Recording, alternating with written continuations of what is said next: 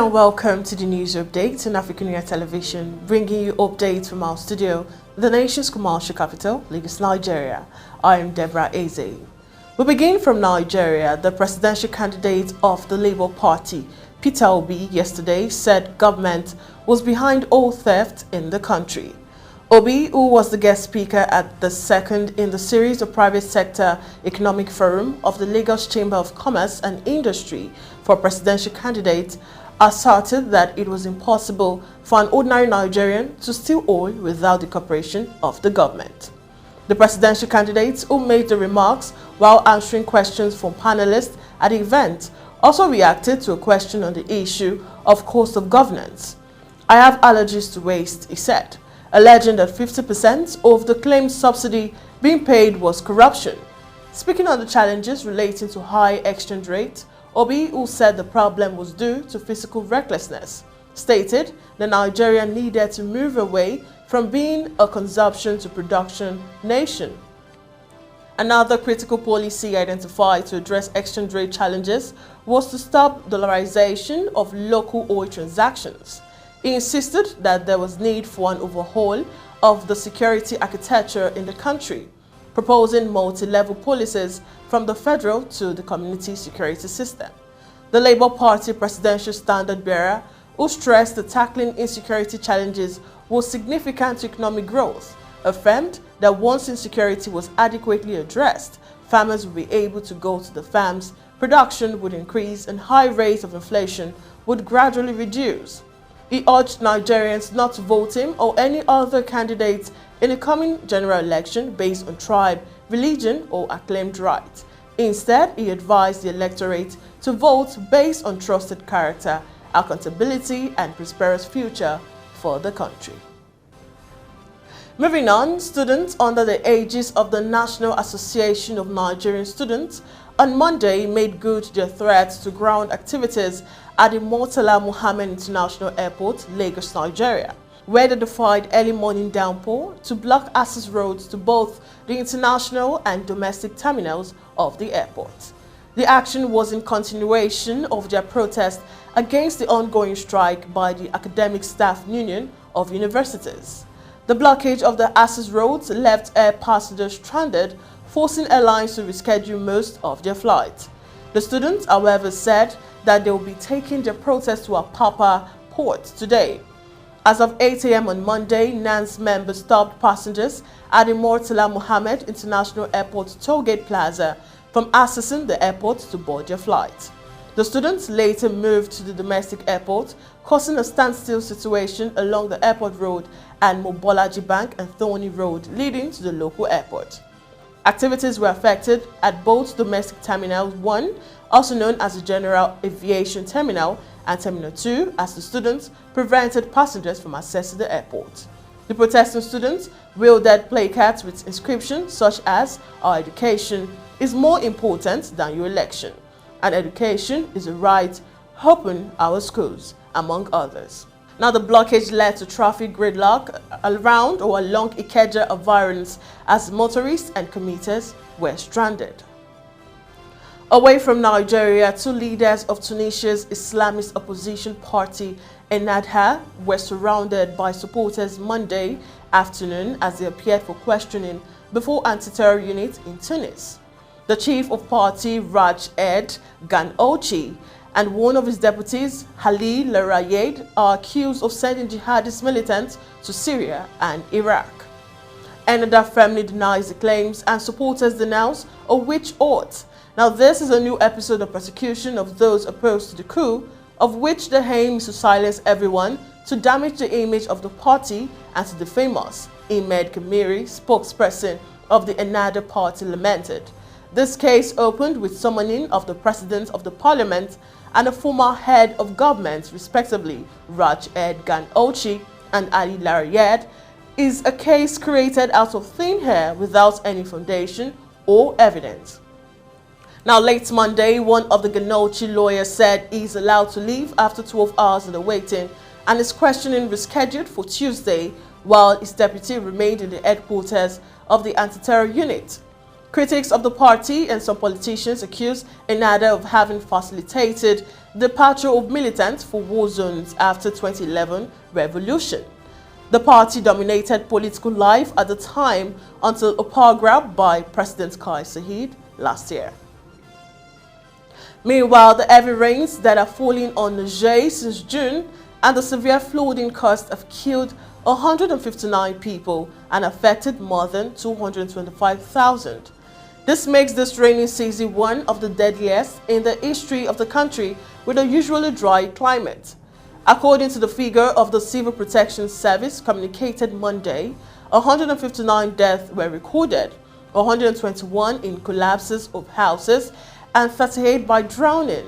185 people were injured and 225,539 people affected. The previous report, dated 4th September, stated that 103 people had died and 140,000 had been affected. The areas around the cities of Maradi, which is the south central, has 68 dead, Zinda, the east central, 48 dead, Doso, southwest, 18 dead, and Tauha, west, 16 dead, are the most affected.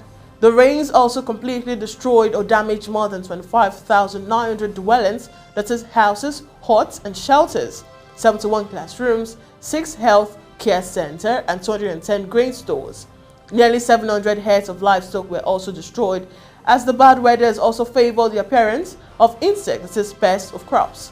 Now, Meteorological Service are predicting further heavy rains until the end of September. Still on the African scene, the Uganda Parliament is considering a bill that would make it possible for the first time to reform organ transplants in the East African country. A small revolution that would transform the lives of thousands of people waiting for surgery. If the legislation is approved, Uganda will join African countries such as South Africa, Tunisia, and Kenya, which already have the regulation and health facilities in place to allow organ transplants to take place in their countries. India and Turkey are currently the most popular destination for Uganda kidney patients. Only close relatives are allowed to be donors, and travel must be approved by the Uganda Medical Council to avoid organ trafficking or people being forced to offer their organs. Now, if Parliament approves the new measure, the process should be simpler and the cost of surgery and recovery could be reduced to about $8,000 instead of $30,000 for transplant abroad. Proponents of the measure say Uganda needs special legislation to create a safe framework subject to strict regulation to ensure there is no abuse. We now go on a short break, and when we come back, it's updates making the rounds on the foreign scene. Just stay with me.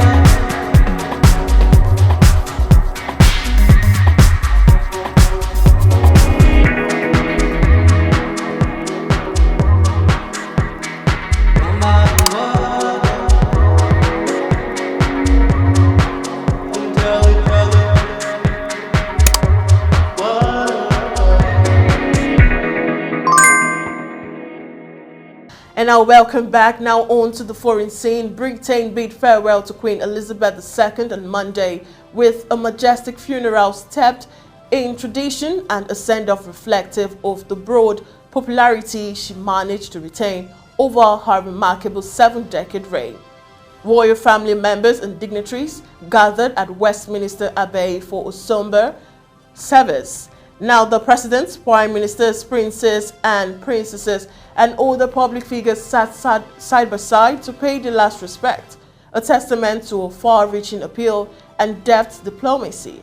The funeral, which served as both a state and religious service and marked the culmination of 10 days of mourning, honors the Queen with the sort of pageantry that she used to promote the royal family and brand Britain throughout her life. Now, tens of thousands of people flocked to streets around Westminster Abbey and along the 25-mile procession route from central London to Windsor, hoping to catch a glimpse of the sovereign's flag-draped coffin as it travelled by hearse to a final resting place. In the third and last procession of the day, the Queen's coffin was taken past throngs of well-wishers lining the long walk to Windsor Castle for a committal service and burial at St. George Chapel, where she was separated from the crown for the final time. Later in the evening, she was interred together with her husband, a 70-year-old, the Duke of Edinburgh, in the King George IV Memorial Chapel, an annex of St. George Chapel. It also houses the remains of the Queen's father, a mother, the Queen Mother, and a sister, Princess Margaret. And now moving on, a magnitude 7.6 earthquake struck Western Mexico on Monday on the anniversary of two devastating temblors, killing at least 2 people, damaging buildings, knocking out power, and sending residents of Mexico City scrambling outside for safety. 2 died in the Pacific port of Manzanillo, one crushed by a facade of a department store, while another was found dead at a mall. Videos on social media showed the roof of the mall collapsed into the top floor, a gym, as people yelled for help.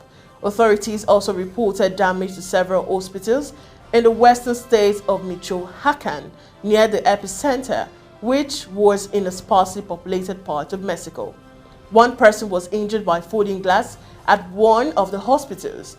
The National Autonomous University of Mexico, one of the country's most prestigious seats of higher learning, said there was no scientific explanation for 3 major quakes on the same day and attributed it to pure coincidence.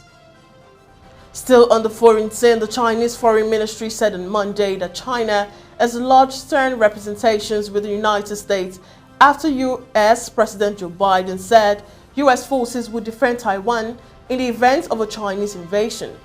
China reserves the right to take all necessary measures in response to activities that split the nation apart, said Mao Ming, spokesperson at the Foreign Ministry, at a regular media briefing. She also urged the U.S. to handle Taiwan-related issues carefully and properly and not send wrong signals to Taiwan independent separatist forces, warning the United States not to seriously damage Sino to U.S. relations and the peace in Taiwan Strait. There is only one China in the world. Taiwan is part of China, and the government of the People's Republic of China is the only legitimate government of China, said Mao. And now stay tuned for more updates on the foreign scene.